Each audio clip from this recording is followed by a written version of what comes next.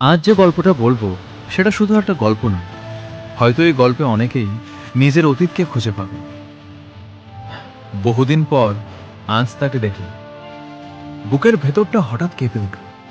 মনে মনে ভাবলাম, এই তো সেই মানুষ যাকে একসময় নিজের সবটা দিয়ে ভালোবাসতাম, যাকে সারা জীবনের জন্য চাইতাম।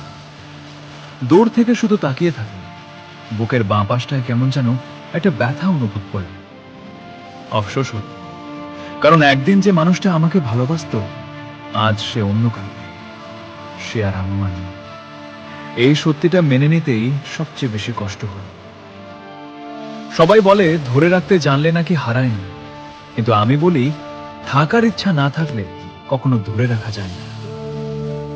আমার পুরো পৃথিবীটা উল্টে গিয়েছিল যখন এই দুই চোখ তোমার পাশে অন্য কাউকে দেখেছিল।